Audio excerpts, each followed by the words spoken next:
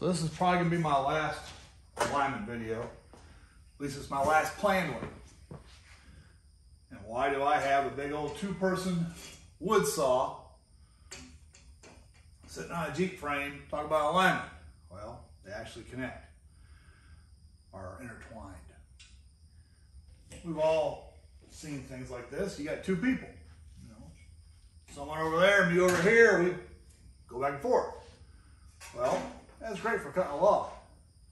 But what if you need to cut a lot of lumber, or you're making something structural? Normally, somebody would be up on top. Oh, I'm gonna hurt myself doing this. You dig a pit. One poor fool has to be down in the pit with this part. The other person's up there, and you're cutting on a straight line. The person at the bottom is called the pit man. Yeah, the pitman. The pit man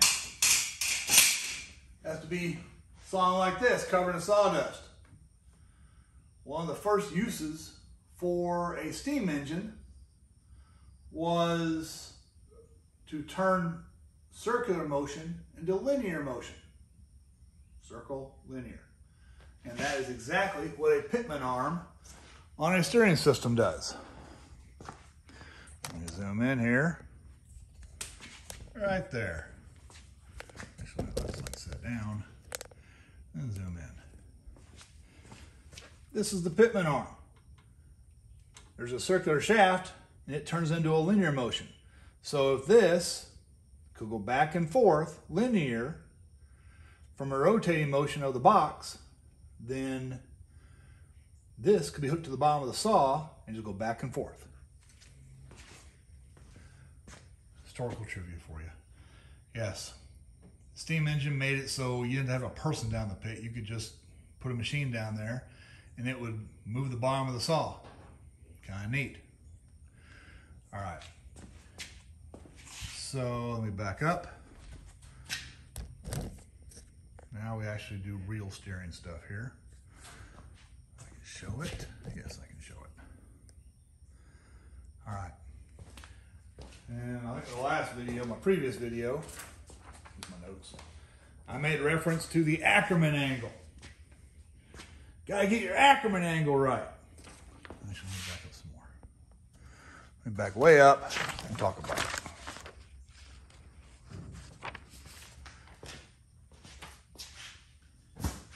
You have 2 front tires, like these. They're both facing the same direction. We've all seen or had one of those little red wagons. And on those, the tires don't turn independent of each other. They are on a solid axle, and the axle turns, right? And I imagine most of y'all are like me. You tried sitting in one of those little red wagons, holding the pull arm, and try going down a hill. It works fine for a little bit of speed, but then you get to a spot where you're flipping over. Why? Well, that's where Mr. Ackerman comes in. Actually, not Mr. Ackerman. Georg, or George, I'm not sure which, there's no E on the end. G-E-O-R-G. Wankensperger. Yes, that's why I had to write that one down. In 1816, realized that having a solid axle with the wheels affixed to it on a horse-drawn carriage wasn't working out. What was happening is because 1816 is right after the end of the Napoleonic Wars. And you had basically 20 years of the European world at war. And they figured out, while at war with each other, mostly France, but France was at war with everybody else, that cobblestone roads were a whole lot better than just dirt roads. Mud really caused troubles. So there was a huge improvement in paved roads. Well, what they call paved, just cobblestones.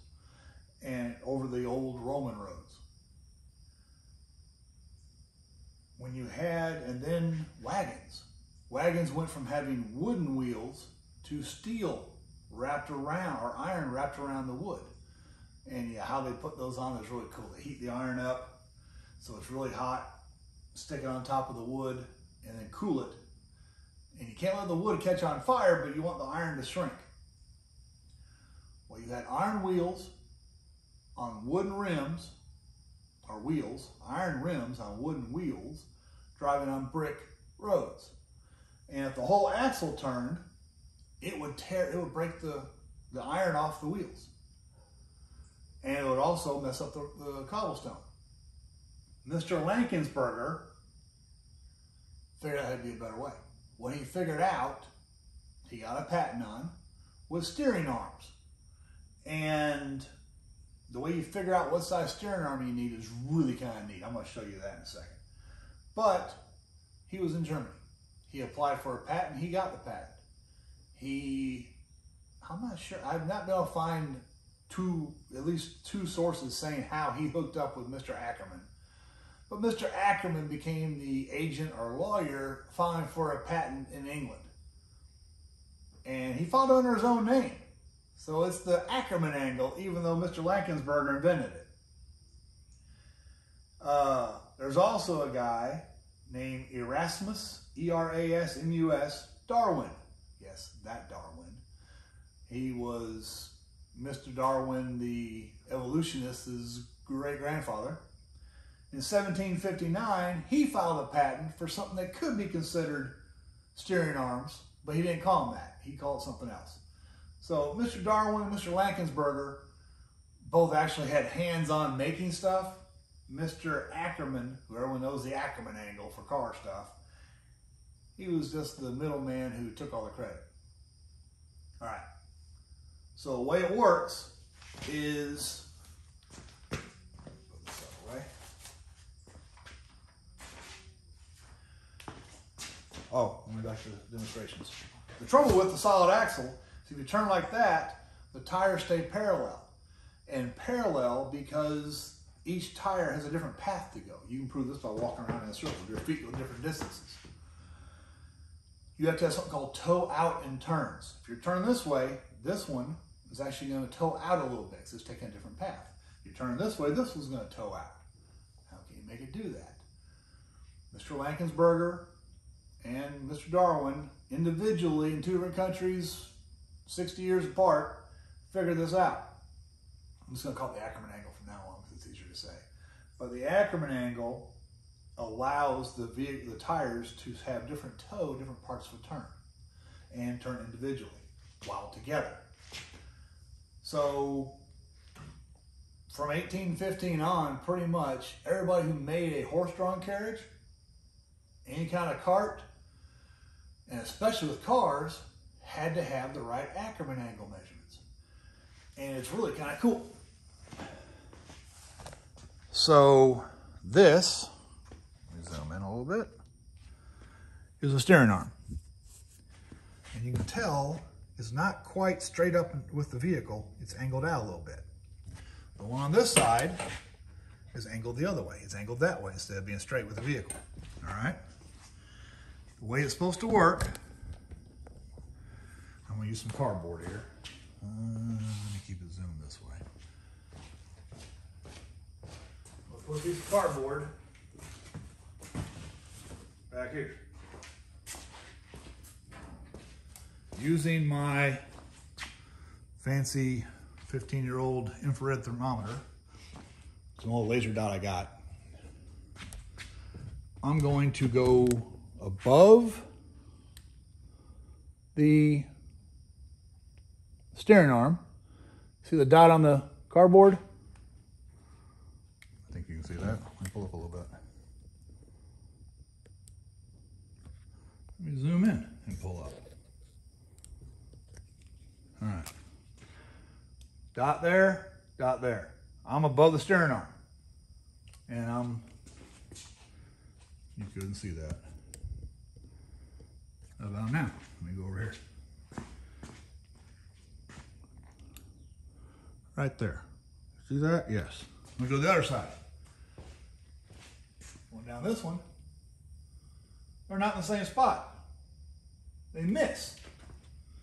What it's supposed to be, let me zoom back out. what it's supposed to be is the steering arms are supposed to come back and be right above the middle of the rear axle.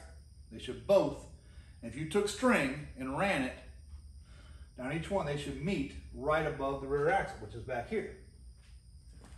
Well, this is where it gets into modern cars, why you actually got to know about this. This is a CJ6 frame. This is a CJ6 body. It's upside down. And you see this big patch in the middle?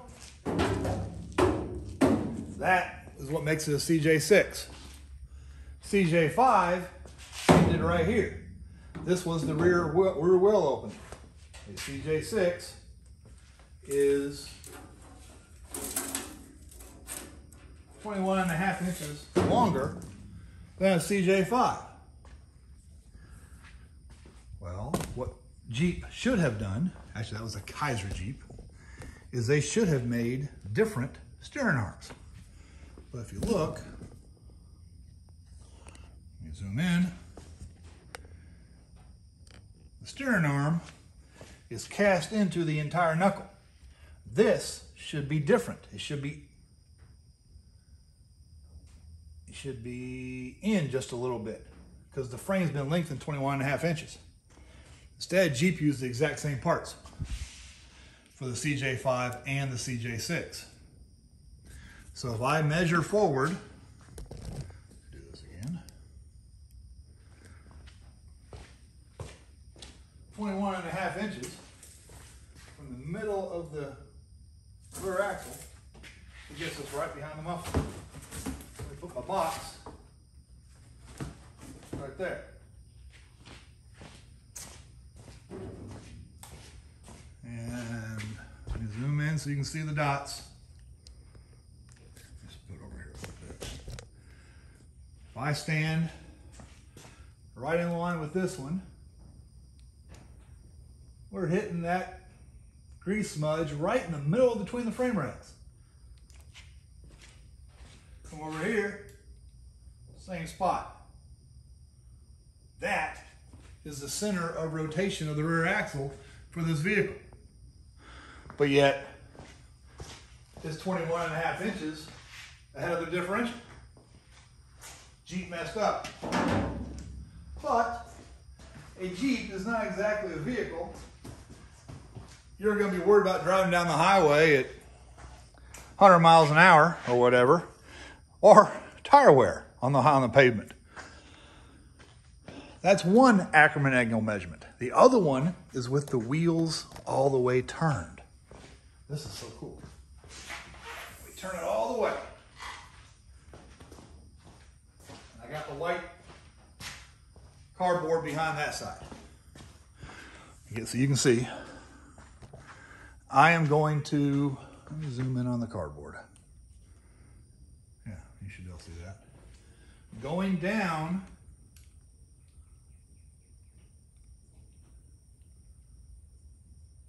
see I'm right there. See the red dot on the paper? Okay, that was going down the steering arm. So I was hitting right here, which in a straight line between the two goes right to the middle of the axle at the wheel mounting surface. Use string to do that. If you're setting up a car, building a car, or whatever, that's your Ackerman angle. Two different measurements. Two different measurements. With a turn, the steering arm in a straight line goes to the wheel mounted surface on that side. Turn the other way.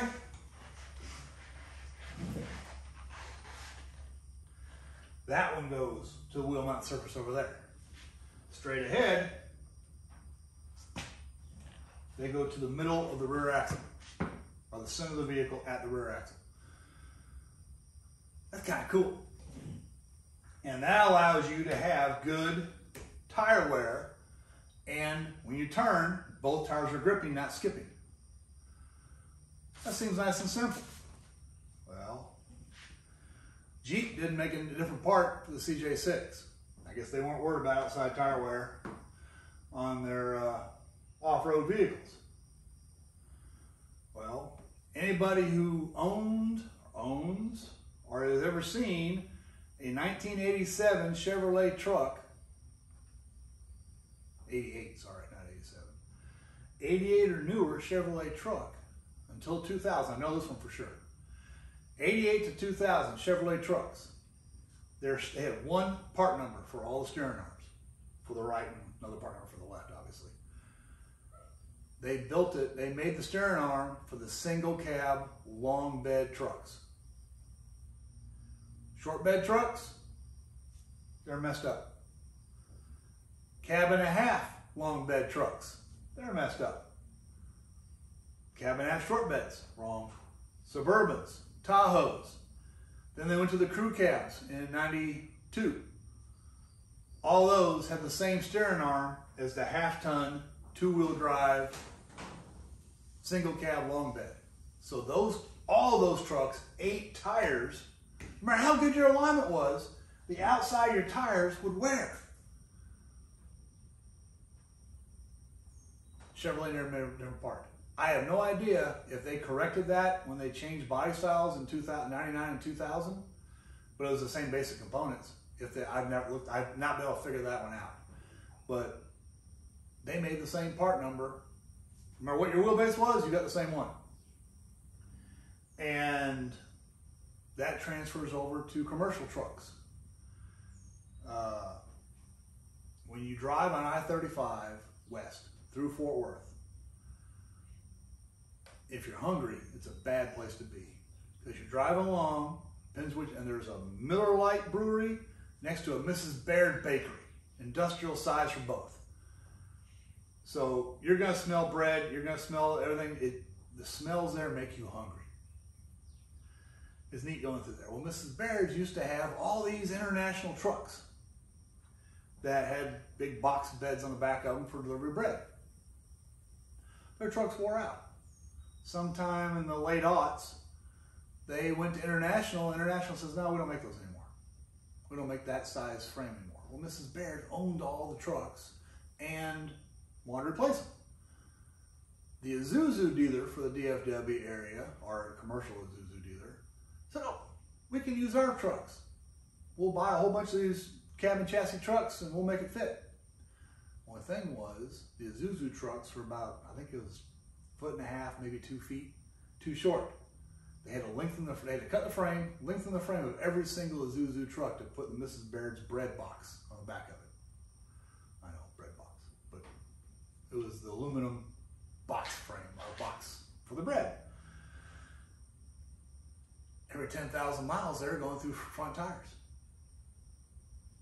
And they kept going back to Isuzu, saying, hey, we got tire wear troubles. Y'all did something wrong. And Isuzu's like, no, it wasn't us. Finally, Mrs. Baird's complained enough that somebody from Isuzu North America came in, saw what they'd done, talked to everybody, and Isuzu claimed, I guess, at the end that Mrs. Baird said, you will make them fit. So they canceled the warranty on all the trucks. They had a huge fleet. So nowadays, if you're up in the Fort Worth DFW area, or anywhere in Texas really, you see Mrs. Baird's truck, it's normal, they're all individually owned.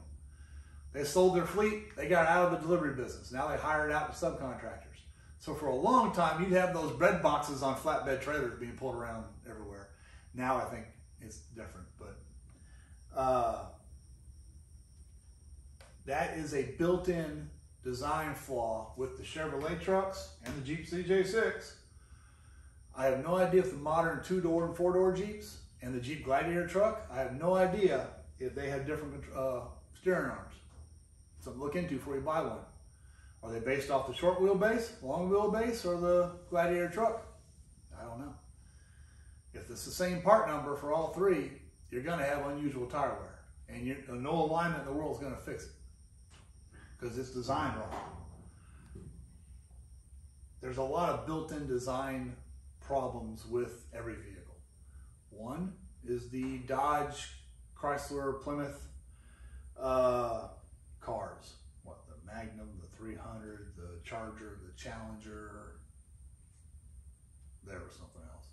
All those cars from what, 05 until 23? Whether you got the Hellcat engine, the SRT, whatever they got, the Bearcat, and they got all kinds of names.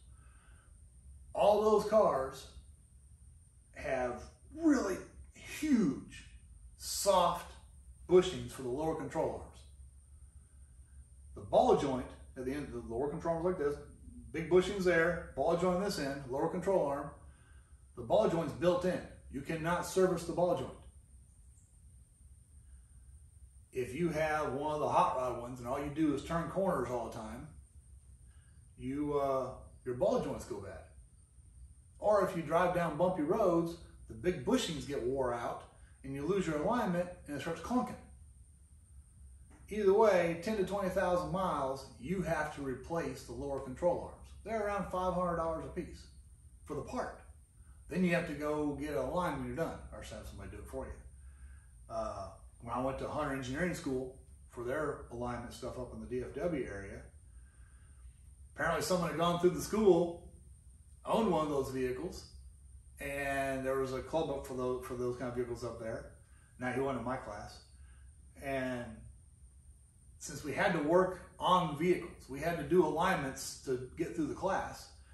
They had us bring every vehicle any of us drove. We had to come in and do alignment on our own vehicle and other people's vehicles and that kind of stuff to get hands-on experience how to use the machinery. This guy with the Charger up there, he talked to the instructor about, hey, can you let us know every time you have a class so people in the club can bring their cars by? We can, weekend before, we can swap a bunch of lower control arms, bring our cars by, and you guys can align them for free. They didn't do it when I was there, but apparently that was talked about. That's a built-in problem. If you buy one of those vehicles, and everyone seems to love those vehicles, especially that they have those amazing Hemi engines in them, but the lower control arms are going to go. Police departments. You notice they've all switched to Explorers and Tahoes now because they were spending $1,000 a car every few months on lower control arms.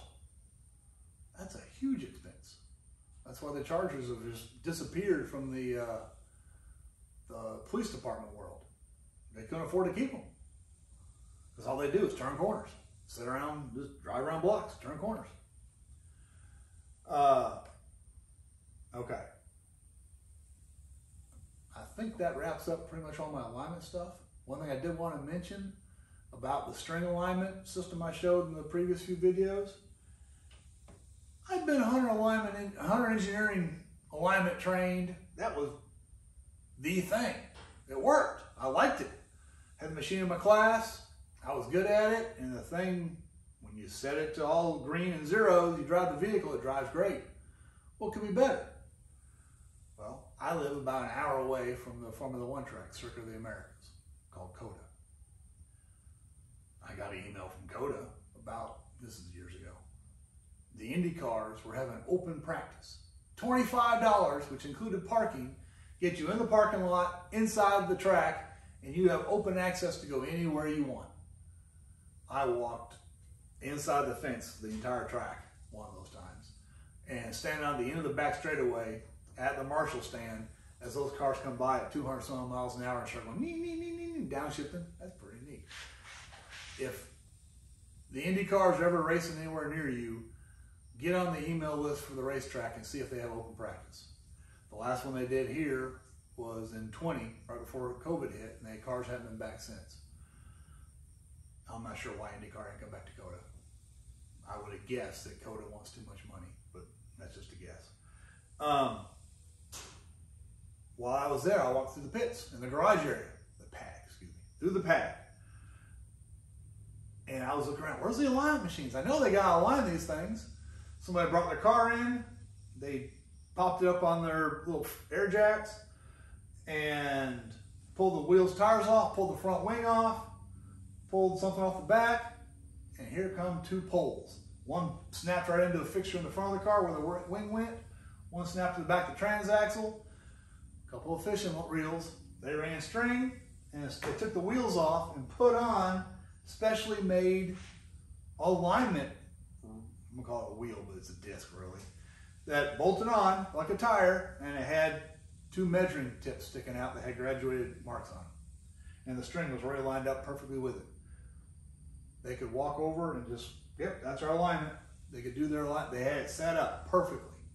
So in less than a minute, they went from a driving car to they knew the toe on all 4 tires, and then they had a fixture that went over the top for the camera.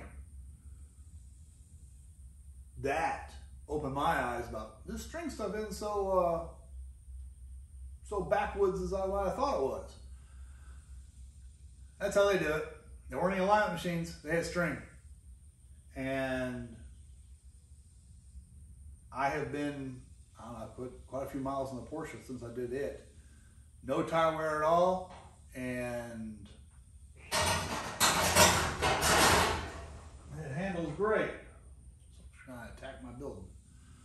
Anyway, that should finish out my, oh, I guess I should do that.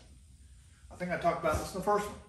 If you have tire wear, if it's smooth, outside or inside, it's normally camber related. Now, if it's smooth on the outside and the inside, on both front tires, that's called a secondary wear, and it's from too much caster. If you have wear on just one inside or outside of just one tire, and it's smooth wear, you run your hands both ways and it's smooth, that is camber. If you have wear that is on both tires, either the inside of both or the outside of both, front or rear, depends on the vehicle, and you can run your hand one way, it's smooth, try to go the other way, it's like you're on a saw blade, that is toe. So smooth both directions, camber. Smooth one way, but rough the other, that's a toe-induced wear. Anyway, I hope this helps somebody, and we'll be doing more later.